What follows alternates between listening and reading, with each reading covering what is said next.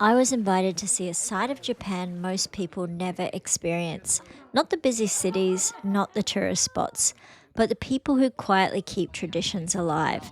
The craftsmen, the small everyday skills, the way they live, work, and take pride in the simplest things. And the more I watched, the more I started to enjoy and participate in this life of Japan, because what looks simple isn't always simple at all.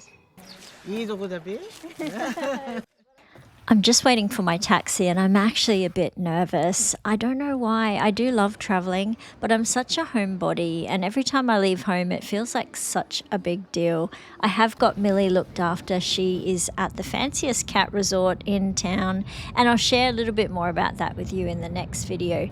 I arrived in the city of Koriyama, Fukushima, and it felt like a party. All of the characters from the Fukushima prefecture were out, and there was plenty of local produce, and I was recommended to try the local sake. There was both dry and sweet.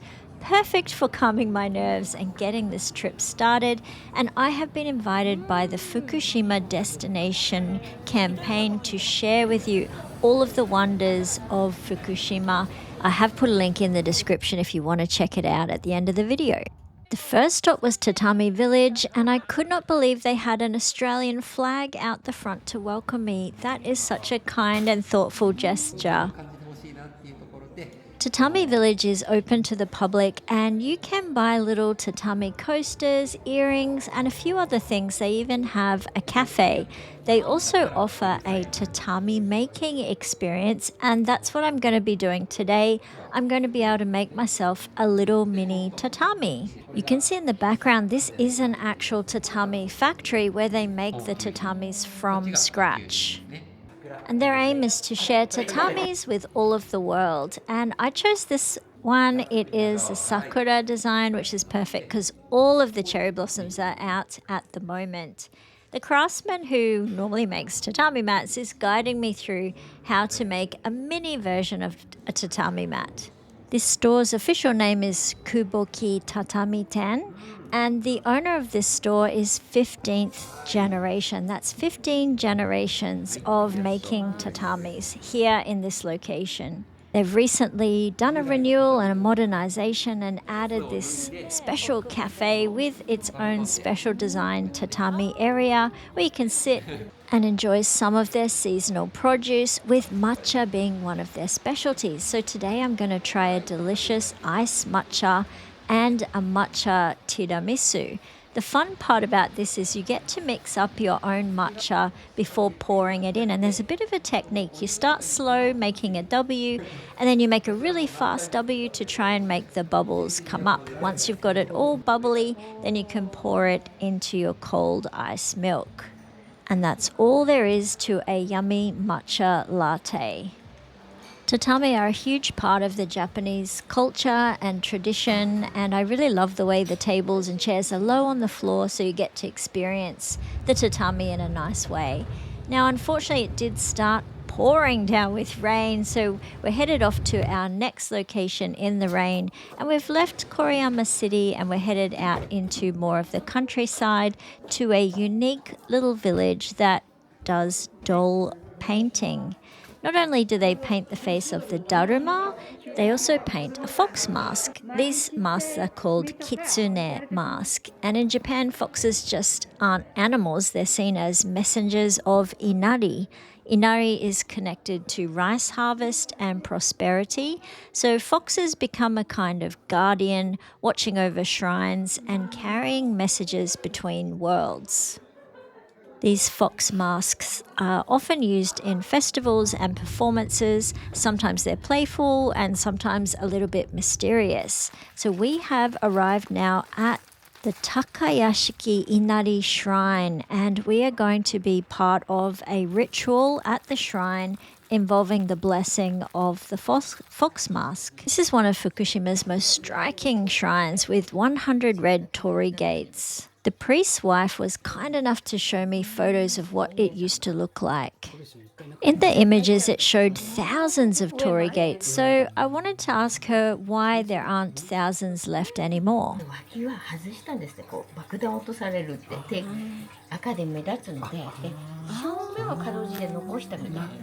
It was now time for the blessing itself. It's a traditional Shinto ritual. I've been brought into the shrine, and the priest is going to perform a ceremony to purify and bless both me and the fox mask that I brought with me.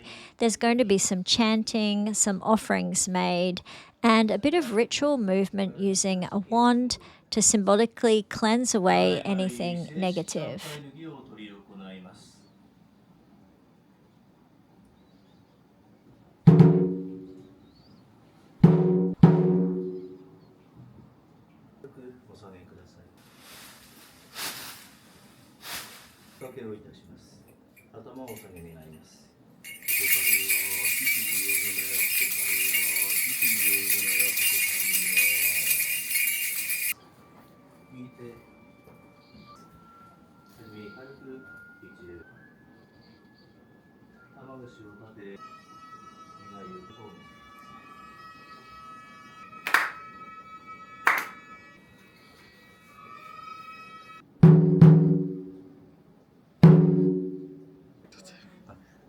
It's really hard to put into words what it felt like, but the drum beat goes right through into the inside of you, and I felt really light afterwards.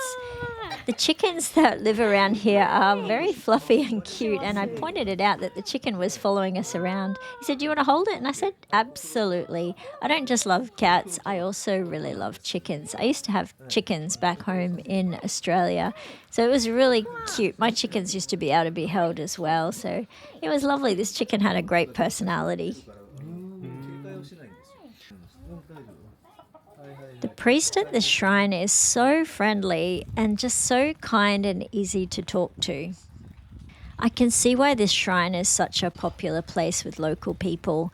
People come to Inari shrines to pray for things like prosperity, safety, or simply for a better path forward. I feel really lucky to have been able to get this opportunity to be blessed. Well, it's going to be dark soon, so we're in the car and we're headed to the Fukushima Prefectural Museum of Art for the Great Van Gogh exhibition, Cafe Terrace at Night. This marks the 150th anniversary of Fukushima Prefecture and 15 years since the Great East Japan earthquake.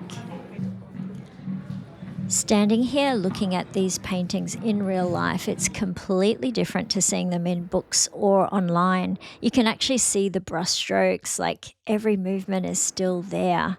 There's something very raw about Vincent van Gogh's work. It's not polished or perfect. It just feels emotional, like he was trying to get something out rather than make something beautiful. And I couldn't resist. I had to get some postcards for the postcard club, and I really just fell in love with the Cafe Terrace at Night. And speaking of cafes at night, there's a local restaurant we're going to that actually has a special dish to replicate the painting Cafe Terrace at Night using the same colors. And it's omurice. So I'm here with the tour director, and we are going to have this beautiful omurice, which is themed after the Cafe Terrace at Night Van Gogh exhibition. Fukushima itself is broken up into three areas: Hamadori, which is on the ocean side; Nakadori, which is where Fukushima City is and the Van Gogh exhibition; and Aizu. I'm very excited to be here because this is where Ouchi-juku is, a preserved Edo period post town, and I'm excited to be staying there tonight. But before we head to that town, we are checking out the beautiful Lacquerware, which has a long tradition and history here in the Aizu area. Lacquerware has actually been made here in Aizu for hundreds of years, but it really began to grow during the early 1600s when the local lord encouraged the craftsmen to develop skills that could help support the region. At the time, Aizu was very isolated. It's actually surrounded by mountains. So the people relied on what they could make themselves. And lacquerware just became one of those important crafts that's used in everyday life for things like bowls, trays, food containers, and decorative items. It's really interesting that it's not the same craftsman that crafts the wood or the shape of the bowl or the box, and it's a different craftsman that actually does the painting and the decorating. So it's two different skills actually in one. You have the woodworking skill and then you have the painting and decorating skill. You can see some of them they use shell and like even eggshells and gold sand and all sorts of little items. But today I'm actually getting to do this myself. I'm actually able to have a go at making my own lacquerware. It's going to be nowhere near as amazing as some of the items that the craftsmen can make because they use sort of a layering technique that builds up a deep glossy finish and lots of fine and details. But he's giving me, this craftsman's giving me a really simple way to do it using a maple leaf to create a natural shape. And then we're going to have a go at painting as well. So what you can do is just layer in some little gold dust over the little lacquer there and it will stick in. And I think this is the technique they use, and then they polish off any excess dust. You can see I used two-tone. I used a light green and a bit of gold. And now I'm going to have a go at actually painting. Can you guess what it is that I'm painting on here? Now, I didn't come up with this idea myself. I had a look at some of the lacquerware, and this was a common theme on them. You have the maple leaf and a little dragonfly. Then I did some lines to represent the wind and a couple of dots. And I'm using the same colors, and the gentleman is painting it up for me. And I thought I'd just put Aizu on the bottom so I could remember this place and the name of this place forever. It was so kind of him to share his skills and techniques with me. I just left feeling so happy and really, I don't know, accomplished to be able to create some lacquerware myself. It was wonderful. Now we're going to do a quick walk to an amazing restaurant that this area is famous for. This restaurant is called Mitsutaya, and it's not just a restaurant. It actually started as a miso shop back in the 1800s. Everything here is cooked over an iori, which is a traditional sunken hearth over coal, and it's an open fire in the center, and they cook everything slowly right in front of you. We got the set, and these items are called miso dengaku, and it's a lot of things like tofu and yama-imo, which is mountain potato, and some rice cakes. Absolutely delicious, and so many different flavors of miso. I didn't even know there were that many flavors. Can I just recommend you to seriously go there if you ever come to this region? It was a true Japanese experience. And next up, we're at a pottery store, and this isn't just any pottery. This is Aizu Hongo Yaki. It dates back to the early 1600s when pottery was also developed here to support life in the region. And what's interesting is it all starts with the clay. The clay comes from the local area, from the mountains surrounding the land in Aizu. And it's what gives each piece its character, and they use unique colors as well. And this is a two-tone color, a traditional coloring that I'm going to go for with mine. Now, I had two options, one to make a cup or the other to make a rice bowl. Now, funnily enough, I went for the cup option, but it didn't actually turn out to look like a cup. So you're going to see me in a minute have my first ever go at pottery. ちょうど、そう、そのぐらいの速度で、ちょうどいい速度でずっと回しっぱなしで作業していきます。で、両手で粘土をこういうふうに囲いながら、親指2本で真ん中に穴を開けていきます。こんな感じで。そのままそうぐーっと真下にですね。It was going pretty good up until this point. It was actually starting to look like it could be a good cup. And then things slowly started to go a little bit downhill. それでね。My cup slowly started turning into probably more like a mug. And as I was trying to thin out the sides, I sort of spread the sides out instead of going straight up as she instructed me. And yeah, we ended up with something which probably represents more of a strange looking small salad bowl. But anyway, it was all a lot of fun. What we did is we just went with the flow and we accepted that this is a creative, fun experience. And at the end of the day, it doesn't matter what I made, it was just a unique piece of work done by hand. And I can safely say that no two pieces would ever be exactly the same. And that's probably the unique thing about pottery. まあ、ご飯茶碗みたいな感じになりましたけど、いろいろ入れれそうです。サラダとか。確かにね。うん。かっこいい。おいい。かっこいいさ。かっこいい、かっこいい。富士山みたいな形してていいですね。素敵。私好きです。いいですね。It's not just the pottery. Aizu Hongo-yaki is also known for its glazes. A lot of them are very soft and muted. The one I've gone is for their more darker and earthy colors. And once again, it's all done by hand, so there are never going to be two pieces that come out exactly the same. It was really fun to try pottery for the first time, and I have to say the lovely lady was so supportive and gently guiding me bit by bit. It's actually something I would love to take up as a hobby, maybe in my retirement. Next off, we're headed to Tsuruga Castle, and now is the perfect timing because all the cherry blossoms are in full bloom. This castle was first built in the late 1300s.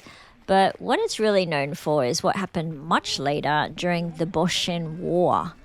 At that time, Aizu was on the losing side, and this castle became the last stronghold for the samurai that were here.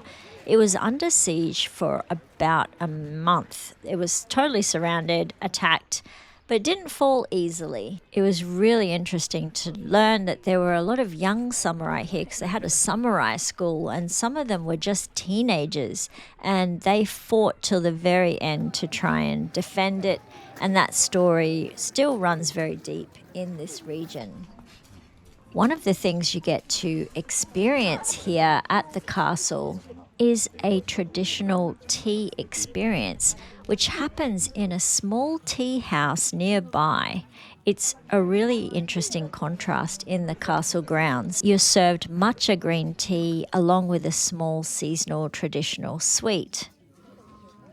After I'd learnt all about the history of this place, it was really interesting to think, I wonder what the samurai would think about me sitting here drinking green tea in their castle grounds. I wonder how they'd feel about that back in the day.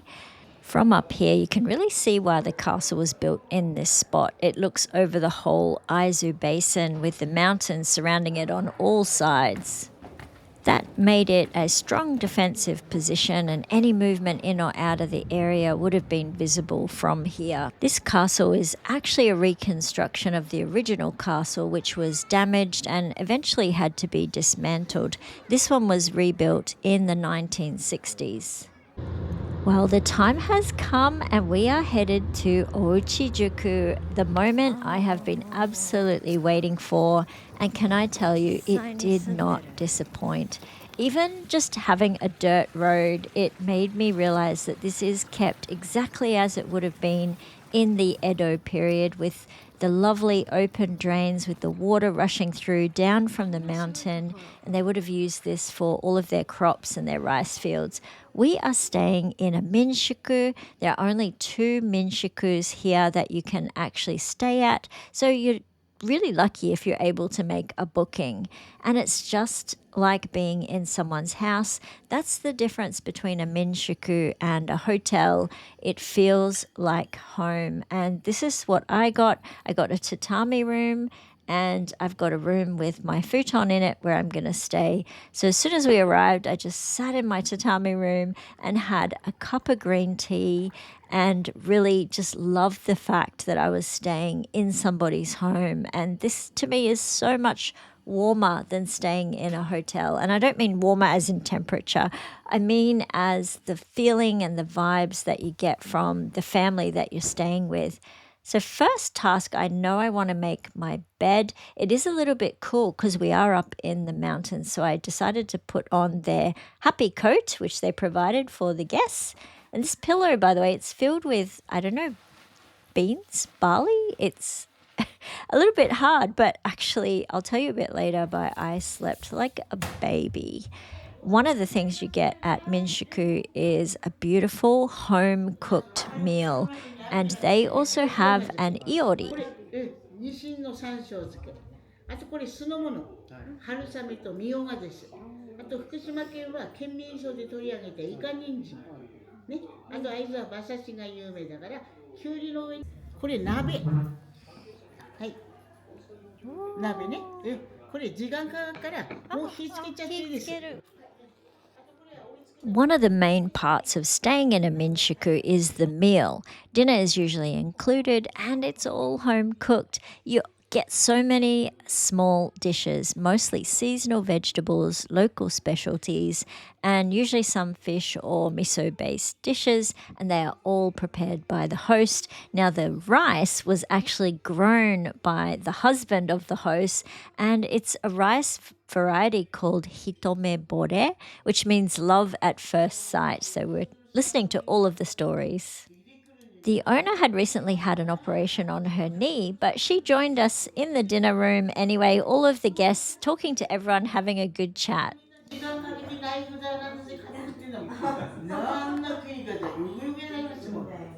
I ate so much I decided to go for a walk at night. All of the houses have a little light on out the front with the name of the person living in the house. A lot of the people here have shops at the front of their house because this is quite a well-frequented area, and a lot of people come to have a look at the area because it is preserved so well. And usually the owners of the houses have some kind of business tied to that as well. Now, remembering we are in someone's house, so we all share the same bathroom. And I asked, how's this going to work? Like, there are 5 guests here tonight. Is there a roster? And they said, no, just go, turn the little tag over that says bathroom occupied and have a bath when you're ready. So, yeah, I guess that's what you do in a family. You just say, I'm going for a bath now, and that's what you do. Well, I actually was exhausted today, and literally the minute I hit the pillow, I was out. And the whole trip, this was the best sleep I had. Can I tell you, sleeping in a Minshuku hits like something else, nothing like a hotel room. I don't think I've ever been so refreshed. It just felt like I'd gone home again. In my video next week, I'm going to talk a bit about behind the scenes, but I got up super early before anyone in the house had gotten up. Breakfast is set at 8 o'clock, and I was up at about 6 o'clock because I wanted to have a look around, do some filming, get my footage organized, and they have a coffee machine here, and she said, help yourself to the coffee machine in the morning, so that's exactly what I did. Now, I thought I was the first one to wake up, but I was so surprised to see that actually some of the family members had already woken up and they were preparing breakfast as early as 6 a.m. What a tough job it must be. A lot of work goes into running a Minshuku. And I noticed near the coffee machine, there's all these famous people on the wall. So I'm guessing that lots of famous people also frequent this venue. So, wow, I feel really special to have been invited here. Breakfast was absolutely delicious. Once again, packed with nutritious, healthy food. You just help yourself to the rice. And look at this miso soup, lots of vegetables, and yeah, a lot of goodness here from locally grown produce. This is going to really give me energy for the day. Once again, we all eat breakfast together. In the morning, everyone said, "Ohayou gozaimasu," good morning to each other, and it honestly felt like a family. It was a really wonderful experience.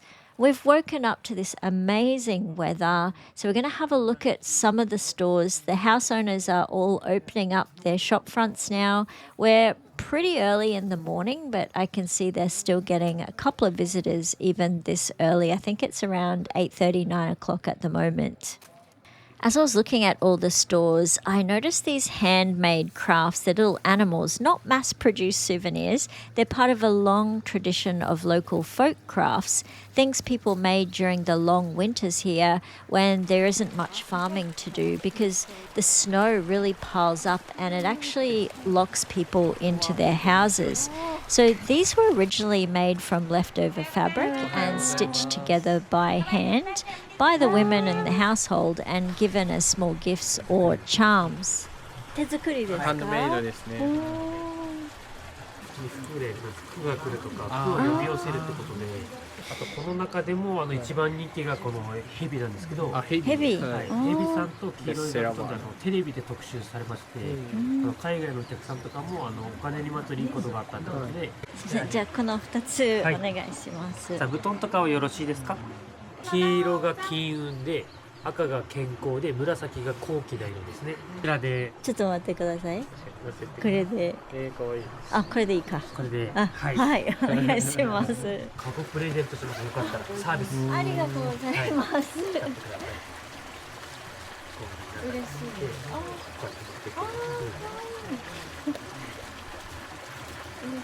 隣であったかいお茶と漬物サービスしてますんでよかったら。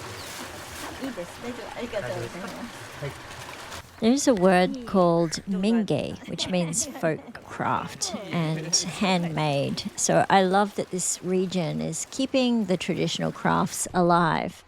Now we are headed all the way up the top in the mountain that sits just behind Ouchi-juku to have a look at a view from the top of what the village looks like. It was a really nice time of year because we still had, on some of the mountain peaks, you could still see just a little bit of snow in the distance. I don't know if you can spot it in this footage, but you really get an idea of what it was like for the locals to live here.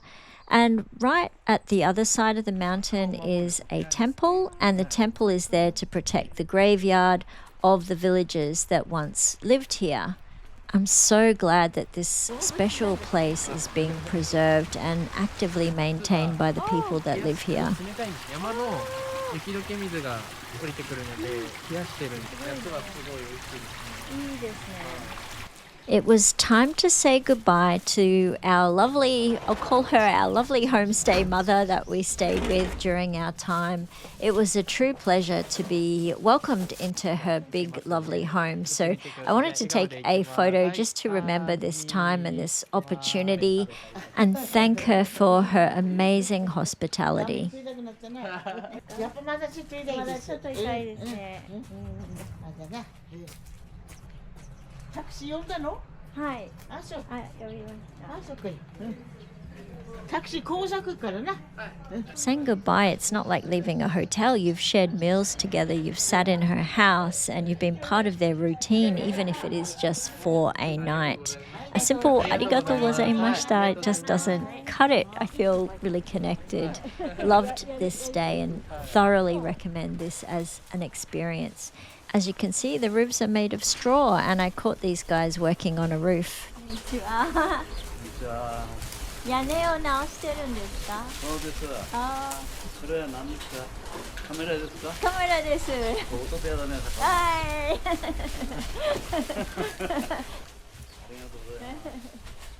We've come to one of the more unusual things that you find here in Ouchi-juku, and it's called Negi Soba. So this is a traditional Negi Soba restaurant, and I heard that instead of chopsticks, you're given a whole long green onion, and that's what you use to eat the noodles. And I thought that my guide was just joking with me, but yeah, it was true. I saw some other people doing it too. At first I thought I was on being pranked, but no, apparently this is how you eat it, with this one long noodle. But the taste was amazing, and you can actually eat this raw negi as it is. It was awkward, but a whole lot of fun, and it tasted really good too.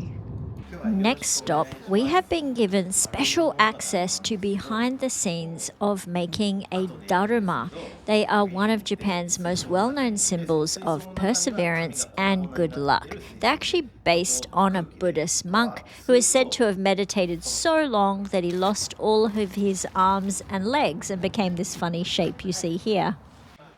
I wasn't allowed to film the secret process, but here are my efforts of the Daruma I made. They have a very special paper machine that works using all of these pipes, and I'm not allowed to talk about it. So I didn't film that section, but I put my Daruma outside to dry. So they're cured out in a greenhouse in the sun, and then they're brought inside here to be painted. And you can see there's Daruma of all different sizes.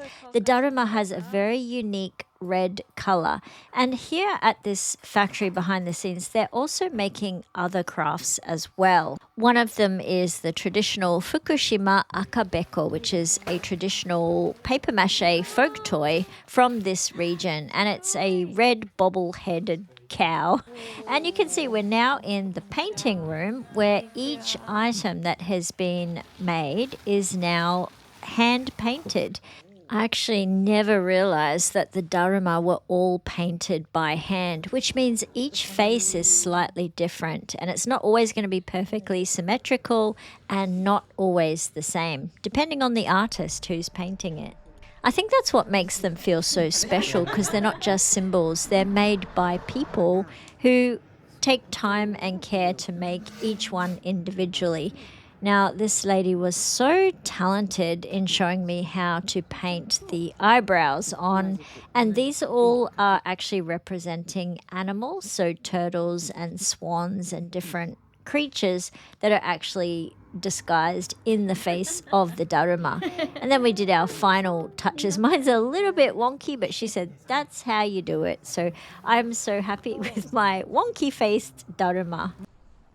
Coming here, I thought it would be all about the places, but actually it wasn't. It was about the people I met. And the amazing craftsmanship, the time, the care, the way things are made by hand. It's not rushed, it's not crowded. It was absolutely perfect. Each place had its own story, and the people behind it is what connected me to this area. If ever you get a chance, come and experience it for yourself. Take your time and see this side of Japan. I've left a link to the Fukushima destination campaign in the description below if you'd like to see more. Thanks for watching. See you next week. Bye.